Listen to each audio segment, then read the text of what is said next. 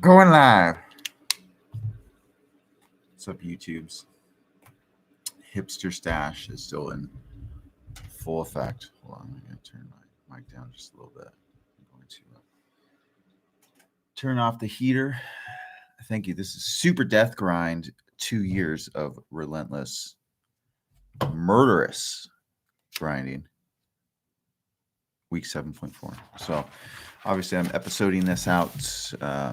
So week dash day or week period day. So, end of the week 7-7. I don't know if I'm going to do a 7-7 because that last day is my family day, creative day. But here I am. Got a lot to say today. So I'm kind of a weirdo. I appreciate that about myself. But I have versions of myself. This is weird. I'm really big into like self-reflection, introspection, meditation, constantly evaluating oneself. So this is I'm on version 8 point on old James Poo here. I'm a little crazy, but I'm calling this version 8.1 today. Why 8.1? Well, I feel like this last Sunday, so I'm working 7 days a week all the time like crazy, but every Saturday night / Sunday morning, whenever it is I wake up, I use that time more for philosophical purposes, for creativity, for introspection, whatever that means. If I feel like playing music and making something, I'm going to play music and make something. If I feel like reading some old Roman letters about Stoic philosophy, I will. If I just want to write, I will. So this last Sunday, I did a lot of introspection.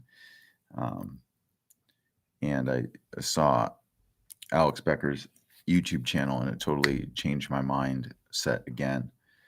Not in any major direction, but I just saw things a little bit more clearly, and I leaned a little more into myself and becoming the version of myself, however you want to phrase that, just who I am and leaning harder into who I am, hoping and trusting ultimately that is a good human being. Always the caveat. And the bigger difference is that being okay with having people at large not understand you, what you're about, and that's fine. If you have good intentions, you don't need to explain yourself. You shouldn't have to explain yourself. And if people think you're weird, people think you're crazy, that's totally fine. And that's on them and not on you. So 8.1 today. Why today? Well, I see things even more clearly today about being yourself, leaning into yourself, becoming more of yourself, unlocking who it is you actually are. So there's that. Last night was a great night. I went on a date with my wife. So we had a company. We're doing some company training right now, and that was 4 to 6 last night. And then I had to skedaddle out of here to go pick up food for the babysitter and the kids, and to get my wife to go on a date. We had a great time. I was debaucherous in nature. What I mean by that, kids, is had some drinks. I had a beer. I'm really against having beer because at least here in America, we just put so much garbage in our beer. But I love a good beer, especially an IPA. I had an IPA last night. If I'm honest, I feel fat today, but I feel great about it. And had just one IPA, had a couple other drinks. Usually what I do is if I do drink, I do clear spirits. And the reason is I think that's just cleaner burning in the body for one of many different reasons. And I can go into a whole topic about alcohol and that sort of thing. But I had a beer, had some appetizers, fried food, you name it. I had it. I didn't do any sugar though. Wait, I take that back. I did. I went home. We were hanging out with the kids. I had an ice cream M&M's sandwich. If you don't know what I'm talking about, they make M&M's. I don't know who makes it, but M&M ice cream cookie sandwich. The cookie on there is to die for. It's beautiful. Not a big fan of M&M's on my ice cream, but it works this time around. Vanilla ice cream, I'm sold. I'm a vanilla ice cream guy. That is my thing. If I had one, if I could eat two things, savory and sweet, it would be pizza all day, vanilla ice cream, just straight vanilla. Don't mess with the good thing. But had all that, had a great time with my wife. Honestly, I don't remember falling asleep because I woke up on the sofa. So I imagine I just ate a bunch of food and ended up passing out at some point. Couldn't tell you when that was. And that's one of the things too about polyphasic sleeping is the tiredness hits you like that if you're not careful. I mean, when I go to bed at night, I will take 10 seconds maybe to fall asleep. I mean, when I lay down, I get comfortable, and then I just wake up. There's no mind monkeys, there's no thinking, there's no anything like that. So, beautiful thing about polyphasic sleeping. Also, the downside is you get slightly narcoleptic if you're not careful. You know, you're just like your eyes get heavy and you fight your eyelids. And it's kind of a beautiful thing too because it makes you like a kid. One of the beautiful things about kids is although they do not have the wisdom that comes with age, there are so many beautiful things to learn from kids and just their nature as malleable, good humans, right? It's us who end up corrupting them, us who damage them, us who end up giving them their future issues. So being a parent is vitally important to raising the world and the culture of the world and humanity of the world, because what you do in those young ages, man, it could take a lifetime to correct that damage. So if you are a parent, I implore you, being a parent is hard and you will never be perfect, but try your best to raise good humans because they're vitally important to this world. And beyond that, I need to stop saying so much, but I'm trying. So the lessons you can learn from them when I relate that to falling asleep is, if you have kids or you've been around kids, maybe you're babysitting them at night or something like that. Kids go hard. At least mine do. Most kids probably do. They will wake up ready to go. Right? I mean, sometimes like they're a little groggy if you wake them up hard, but you wake them up, let them wake up naturally.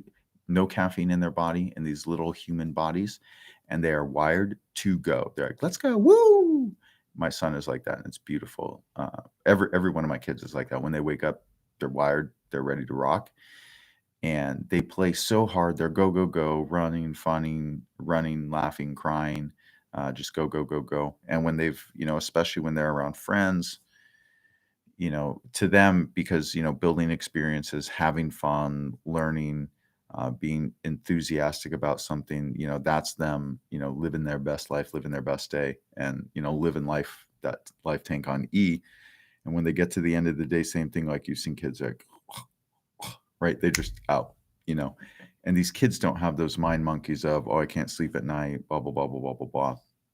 Granted, there are some health issues and implications that we do to ourselves as adults and crappy things we put in our bodies to, be prohibitive of quality sleep. But by and large, the lesson I learned from my kids is that a lot of this is about living a happy and fulfilled life, a passion-filled life, life where you're learning, because kids learn at such a rapid pace. And really living life on E every day. And when you do that, when you're intentional, when you're direct, when you're laughing, when you're playing, when you have a combination of all those things, learning is vitally important at any age.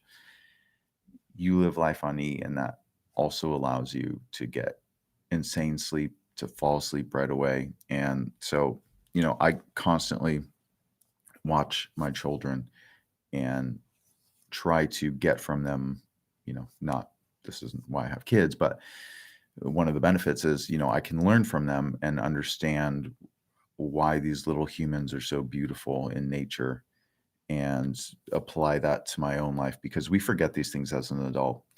Once you get thrown into the world of responsibility, paying bills, you're responsible for yourself. The laws are stricter. All these things is that you stop being a child and kind of kill some of that innocence, and you forget a lot of the beautiful things about childhood, and we do not apply them in the adult life, which is unfortunately very sad to me. We need to play, we need community, we need to laugh, we need to cry, we need to manage our emotions in a positive way, yet we need to allow ourselves to feel those emotions. There's no one better on this earth that I know that allows themselves to feel emotions quite like kids do. And it is not until we have our hand in it as adults and we discipline them because they won't stop crying, or we get mad at them because they won't stop crying, or they say you were being too silly, right? These are all basically what this telling kids is, hey, your emotions right now, don't feel them, bury those emotions. And that's what we tend to do, as adults, especially in the workplace. I'm not a fan of excuses or anything like that, but I'm also not a fan of burying emotions and not feeling them. I think it's important to potentially, as adults, not act on emotions. I think it's important to understand your emotions. I think it's important to understand why you're feeling what you're feeling and what actually caused you to feel that way. There's a good book out there. I can't remember what it was. Maybe it's 7 Levels or 7 Layers, but it basically said a lot of these things we feel, a lot of issues that arise in our life, a lot of problems, questions that arise. The true answer is 7 layers deep. Now, that's not always true, but you're angry, and why are you angry? Oh, because someone cut me off on the road, and they're like, well, why does that anger you? Oh, because I hate bad drivers. And well, maybe that soccer mom was late to her thing to pick up a kid, and why are you really angry? Well, I woke up on the wrong side of the bed. Okay, well, why'd you wake up on the wrong side of the bed? Well, I got into a fight with my wife last night. Well, why'd you get into a fight with your wife last night? Well, she was doing this. Well, why do you think that? Right? So now we start uncovering those issues, and a lot of times, just because we have a surface level issue, just because we're feeling a certain emotion, truthfully, why we're feeling that way is 7 levels deep. And if you're always introspective and contemplated on why you feel a certain way, you will always find the answer, and it is probably the answer or root cause of that thing, and it is probably not what you think it is originally. It's probably much deeper than that, which is vitally important if you want to understand yourself and clearly understand your emotions. Because if you can control your mind, you can control your emotions in a positive way while still allowing yourself to feel those things in a positive way, you will have more mastery of oneself, which is vitally important if A, you want to be a good human, and B, you want to get stuff done at a rapid pace. Because what people don't realize is that if you want to be truly effective in life, all right, this is not just in a business sense, not just to make money, but you want to be a good human, right? You want to have a positive impact on those around you. You want to have a positive impact in the workplace. You want to be a good parent. You want to be a good father, a good spouse. You need to have mastery of oneself, and you need to be effective, right? If I pour all my heart into work and nothing else, I go home, horrible father, horrible spouse, horrible friend to my wife. But if I separate work from my family life, separate, you know, even on a further level, my relationships, I have my family, and then I have my relationship with my daughter, my relationship with my son, have my relationship with my other son, have my relationship to my wife as a father, have my relationship to my wife as a spouse, as a friend. You separate those things, get mastery of oneself, understand relationships, and you're more effective in that space. Because I just can't go home and check out. I've done that before in the workspace, right? When I'm not effective, or when I don't understand myself, or when I am angry because maybe I've had a bad work day, or X, Y, and Z went on and I'm super stressed out, come home, and then it's, chaos. And I just want to sit on the sofa like a zombie and maybe turn on TV. And now I'm watching the news, and oh gosh, what's the news saying? So yeah, lessons learned today. I don't know, but I think it is good going back to the original thing. Again, debaucherous in nature last night. Not quite what you're thinking at home, kids. But, I usually try to be really strict on my diet. Not having any sugar right now, trying to eat as healthy as possible. Usually my main dinner is just a huge salad and some other stuff, some lean meats. But, I think it's good to loosen up because as part of this super death grind, as part of a trajectory path, right? It can't just be an exponential growth curve and you're always riding that wave up because here's the thing. We are human beings. Human beings by nature mess things up. We are not perfect. We are imperfect creatures. You cannot be anyone who ever tells you they're perfect. They know everything. They've seen everything. They have all the answers. You run the opposite direction from that person because they are lying and they want something from you, most likely. I don't know all the answers. I'm 33, man. Couldn't begin to tell you all the answers. And my life experience is my life experience. And it is this big in a whole world of 7-8 billion people. It's tiny, microscopic. Do I know a lot? I think I do. Do I know a lot in the grand scheme of the cosmos of the universe? Of course not. No one does. Not even, who's that science guy? Not Bill Nye. I can't think of him. You guys know who I'm talking about. He's always on doing like TED Talks and I don't know who he is. Neil deGrasse Tyson. There we go. He doesn't know everything. Does he know everything about physics? Not even a little bit, right? If you let humanity go on for 10,000 years and we look back, like, wow, he didn't really know that much. Does he know a lot today in his space? Probably. Truthfully, does he know everything in the macrocosm of the universe? Of course not. No one does. So run the other way when someone tells you they do.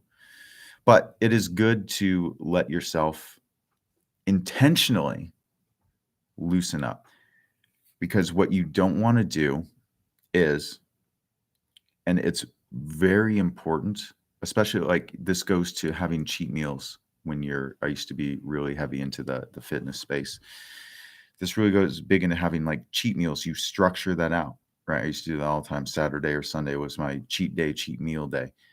And if you let yourself go too long and you don't structure those in, what is going to happen is you're going to go 2-3 weeks super strict, and you're going to say, I can't do it today. I can't do it today. I need a break, right? When you don't have preemptive planned breaks and hardcore grind sessions, you will split your axis and go 100% the other direction. So you will have that day like, I need to. And then now you convince yourself that out of necessity, not out of a planned break, and then you go the other way, and then it's a gallon of ice cream. You feel horrible the next day. You try to out-exercise your diet. You end up going home, hating yourself, and be like, F it. I've already done this yesterday. And the vicious cycle ensues, and the work you just did to get where you are becomes undone. So it is vitally important, if you are going on a pre-planned grind mode, right? You're making sacrifices. You're going against what you want to do out of your own human nature, that you need to pre-plan in breaks. Maybe more often for others, but a lot of this is based on one's own psychological needs. So pre-plan things. Drank a beer last night. I feel great. I also slept a bunch. I had the most sleep last night that I've ever had, partially because I know there's a lot of here in my local space, I've heard there's a lot of people are getting sick, whether it's COVID or just a cold. I've heard the flu is going around. I do not have time to get sick. How do you not get sick? You eat a lot of calories, because we know once the immune system is suppressed via caloric reduction, suppresses the immune system, right? So I need to eat a bunch of food. I'm not saying I need to get fat, but I need to eat a lot of food to circumvent that. The other thing, sleep. I got to sleep a lot. So I think last night, I don't know what time I went to bed, maybe between 9 and 10. Originally, I woke up at 12:30, and I said, James, you are not getting sick. You are going back to bed, young man. So I ended up going back to bed. And I woke up around 4:30. So I probably got, let's say I went to bed at 10. So I got 6.5 hours of sleep, more sleep than I've gotten in a long time. And I feel fantastic. And that is the last thing I will leave you with, is that when you go, for me at least, on a super death grind and you are making a ton of sacrifices, sometimes I push myself in my daily world to the feeling of, I think I'm going to have a heart attack. I push myself that hard because I want to know my limits. I'm young and I'm in shape. I don't have any history that I know of heart disease in my family, so I don't think I'm actually going to have a heart attack. But I literally pushed myself that hard. Yesterday, I had a moment running on very little sleep. Just got out of a teaching thing where, teaching takes a lot out of me just because I get really passionate and really direct, and, I'm in front of people and I'm just, and then it takes it out of me. Had a moment where I was like, I wanted to do my 10-minute workout and I was like, I do not know if I can push past this. And I had a moment of sitting there by myself, locked in my fun dungeon downstairs, which is my mini workout room. And I was like, I don't know if I can do this. And I just said, you are doing this. And if you die, you die. A little crazy, I know, but I didn't die. Felt way better after that workout. Made it to the date with my wife. It was a great time. Got a bunch of sleep. And now on the other side of that, pushing myself, past the limit that maybe mentally I had set, because it's like, oh, I don't need to do this. I could just take today off. Maybe don't work out because you're running on little sleep and everyone's getting sick around you. You can't be immunocompromised right now. Pushed past it, did it, took a cold shower right afterwards. Felt fantastic. Got a bunch of sleep last night after a pre-planned taking a diet break. Got more sleep than I'm used to, and I do not hate myself because of it, even though I feel a little fat today, I'm not going to lie. But I feel good about it because I'm not sick, which is the most important thing. I am healthy, and I was able to push past a preconceived limit in my mind. So there is those things. So when you do a super death grind and you push yourself really hard, and now you have a surplus of resources. So for me, it was food and sleep and some R&R, rest and relaxation, some date time with my wife. Today, woo, feel amazing. I want to run through walls right now is the only way I can phrase it. I am hyped on life. So that is it. Kids, this was 7.4 of 104. I look forward to seeing how crazy I get in the upcoming weeks. Be beautiful humans out there, please. The world needs it of you. Bye-bye.